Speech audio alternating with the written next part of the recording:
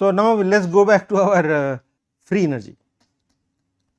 So, free energy was function of this continuous variable phi, right, phi squared, grad phi squared, phi 4. So, we have phi field. Now, you imagine, well, please remember that we are working with fields at different scales. Okay.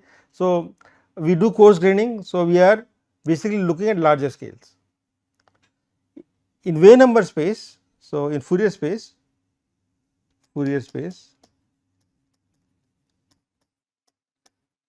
when I coarse grain it, then which waves which modes are kind of left out, or which modes are averaged out. So, think of Fourier modes. This picture is very important. So, these are Fourier space spheres. So, when I coarse grain it, so we have, when I coarse grain it, this yellow region will be averaged out. What do I mean by that? Imagine some signal is made up many waves, right. This is what Fourier means. Now, when I coarse grain it, what will happen to these guys? Small waves. If I coarse grain it at this level, so this will be going away, no. So, of course, amplitude of this signal, we basically look at these modes only, the lower modes are taken off. Of course, this mode may be interacting with these modes. Okay. So, there are non-linear interaction of these modes with that mode, but that is what we need to take into account. These interactions, how are they affecting the parameters, but when you average out, these modes are gone. So, it corresponds to so these are, you can imagine 3D modes. So, when average out, this yellow shell is to be taken off, and what survives after averaging is phi less in coarse graining. Okay. And after coarse graining, we need to make this blue sphere bigger. We need to make the blue sphere go back to its original size, means I am going to expand the blue sphere to lambda naught. So, in Fourier space, that is what would it imply. In real space, I am shrinking the size. In Fourier space, I will be cutting down those modes. These bigger things will be bigger spheres are taken off. Okay. So, we write down phi field as phi of x is phi less of x plus phi greater of x, and your idea is to retain only phi less x and average out phi greater. Okay. But it is not that you simply drop them off. So, my free energy was function of those parameters, no. I had R naught, C naught, U naught, remember that phi 4 theory. Now, when I take these fields out, these parameters will be a different number. Okay. That will become, in fact, we call it R less, C naught less, U naught less. So, after my operation of coarse graining, my parameters would have changed. In fact, I am going to demonstrate how it has changed. Okay. So, this is a partition function. Now, partition function after this operation is well, we have both this phi less, phi greater. No, I mean, remember I had this integral of all the modes, but we want to average out phi greater. So, this I want to basically write in terms of d phi less. The modes which survives are d phi less. Remember, when I wrote the partition function, I was integrated all phi 1, d phi 2, d phi 3 like this. So, what will survive is only d phi less. This is a description of coarse grained system, but my S, this is the free energy of this partition function Z. Now, of course, function of phi less, but this S this free energy, the parameters would have changed. Some would have changed, not all of them.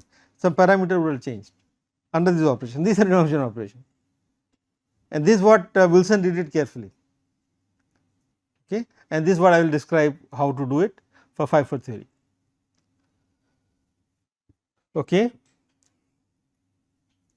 So, finally, I have this exponential of S stuff. Okay. Now, so this is my partition function. Okay. So, I need to basically compute partition function for this sphere first. You should have only phi less variables, no phi greatest variables, okay, but it should capture all the physics. So, imagine I had this big spins, the interaction, I should have those interactions J1. Well, not J1 would be after rescaling, but I first do it by coarse graining, J1 bar, we will do the rescaling after that. Okay. So, let us write down, I mean let us get slightly deeper into the procedure. It is definitely highly mathematical and reasonably complex, but you have to just pay attention what is being done. Okay. So, after coarse graining, my variables are only phi less, right, phi greater is washed out. My new variables are, so these my free energy, well these terms did not exist in the before in the previous avatar, but after coarse graining maybe there will be terms like K4, K6, earlier I had only grad phi squared, no, so that will correspond to K squared, but under this operation we may have new terms, we do not know, I mean there could be new terms. So, these are the new terms which are possible, linear terms. So, this corresponds to grad phi to the power 4, right, 4 will give us K4, this is grad phi to the power 6, and these are all quadratic terms. Well, sorry, I am not, I am making a mistake, grad square phi squared. So, this, so my phi is only two of them, phi phi minus k, phi k, these are quadratic terms in phi. In the nonlinear term, so phi 4 term, what will phi 4 term give in Fourier space? It is a convolution, and this is a convolution phi k1, phi k2, phi k3, phi k4, and I sum over all the modes. So, this is my nonlinear term. I could have some more nonlinear term, okay, I am not writing it here. It turns out we can, for phi 4 theory, these terms will not, they will go to 0. I will show you some terms will go to 0 under RG. We need this one, we need this one, and we need this one. Okay, this shown by Wilson. Okay, that is, this why is remarkable theory. Okay, so in final theory, we should require only a finite number of terms. If you require infinite number of terms, then this theory is non-renormalizable. Okay, so all the good theories of physics are supposed to be renormalizable theories. Well, gravity is a problem, that is why it is called non-renormalizable, but electrodynamics and nuclear forces can be written in terms of finite number of modes. Okay. So, these are so this is a property of renormalization theory, that you need only finite number of terms under scaling. Okay.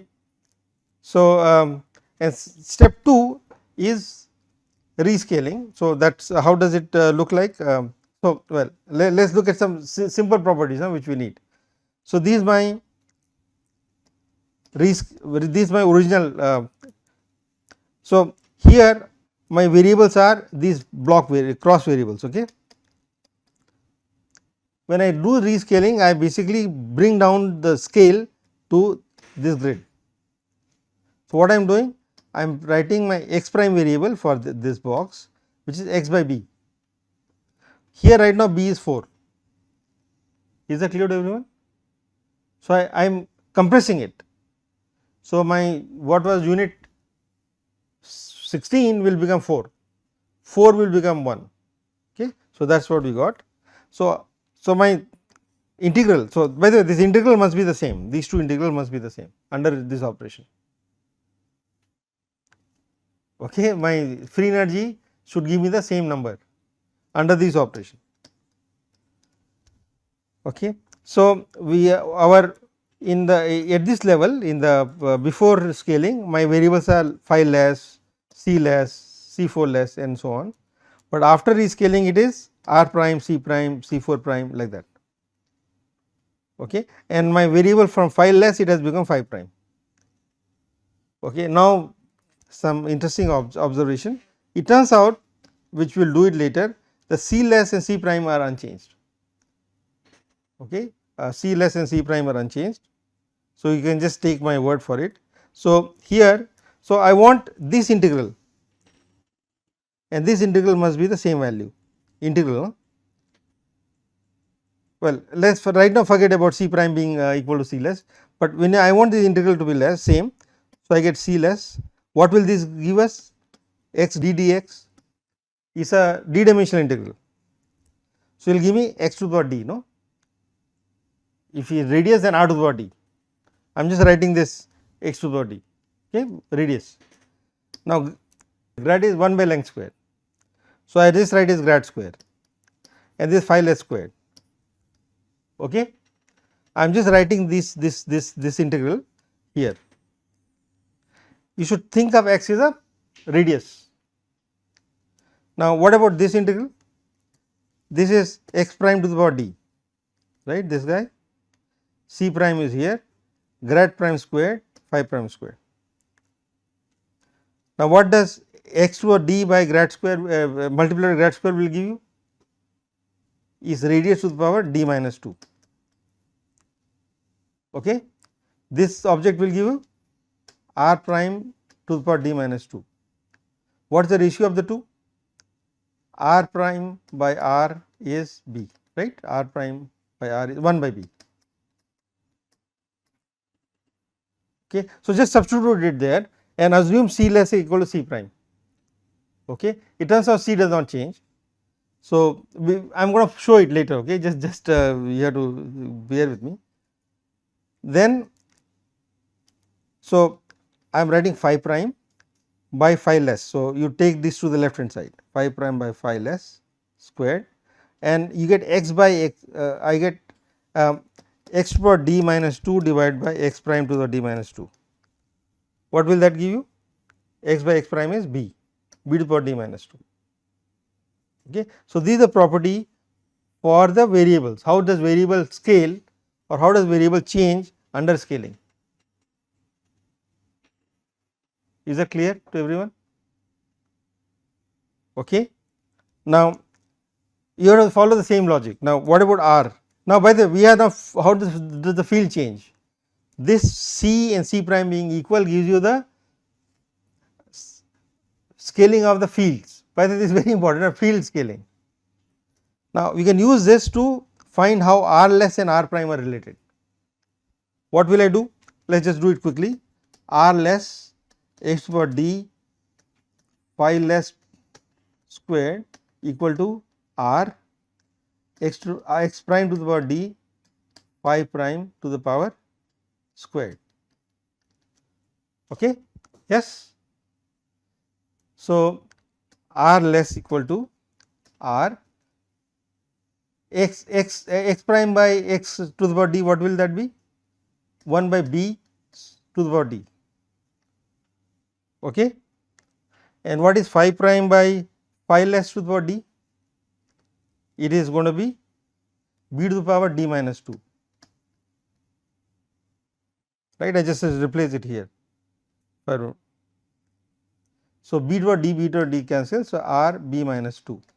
So, r less must be equal to, is the next slide, okay, yeah, here.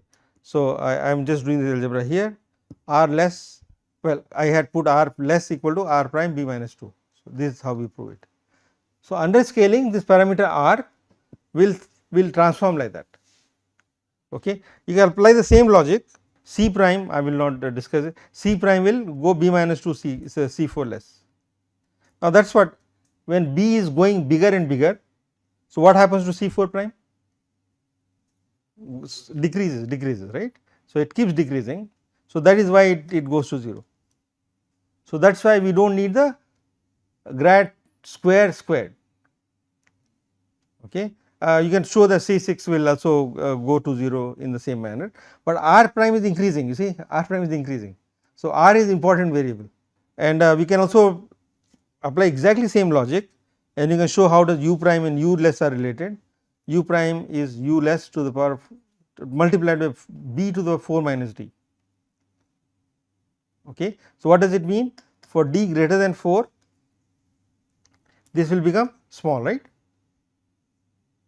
Put D equal to 5, it is 1 by B. So, for D greater than 4, B U prime goes to 0. So, that is why you might have heard for dimension greater than 4, the nonlinear term is not very important in phase transition. Okay.